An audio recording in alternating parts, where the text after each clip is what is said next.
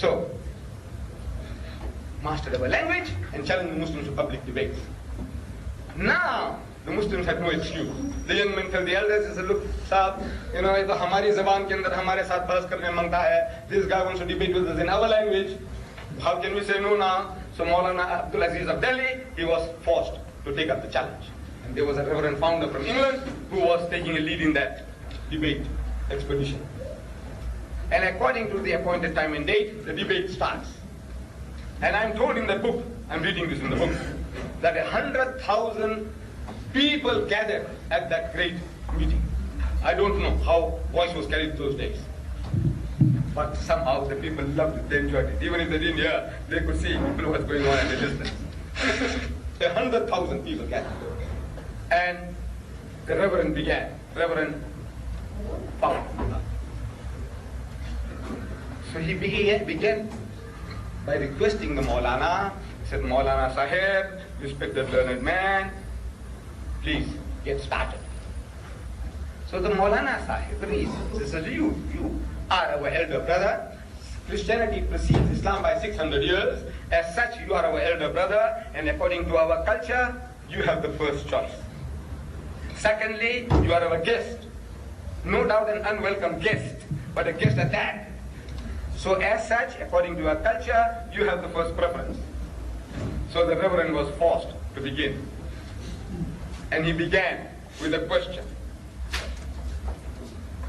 Says Maulana Sahib in Urdu, where is your Prophet Muhammad now? Your Prophet, where is he now? So the Maulana thought for a moment, and he said, he is in Jannatul Firdaus with Allah subhanahu wa ta'ala. He is in blessed heaven with God Almighty. Out of that answer came the second question. Said, all right. You say he was in heaven.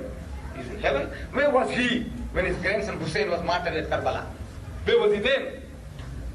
So again the Maulana thought for a moment, and he replied, he was still in Jannatul Firdaus with Allah subhanahu wa ta'ala, in blessed heaven with God.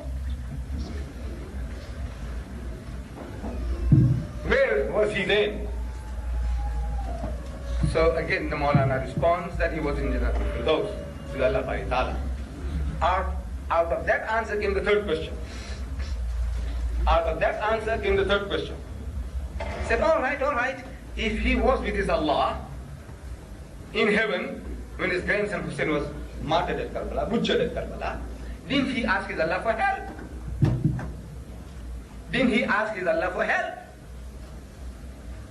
So there was a long pause. And the Reverend started beating his feet. He said, come on. Didn't he ask his Allah for help? If you have a big brother like this, and if somebody comes bullying me, haven't I got the right to brother, come, please, save me. Didn't he ask Allah for help? So after a long pause, the Maulana says, yes, he did.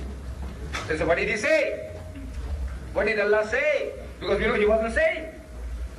And there was an inordinate pause. So the priest started beating his feet once more again. Come on.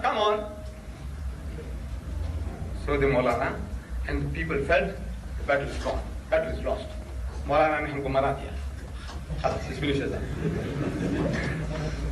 Come on. So the Maulana said, Allah began to cry. So what? Allah cried? He said, yes, Allah cried. He said, I couldn't save my own son, Jesus. How can I save your grandson?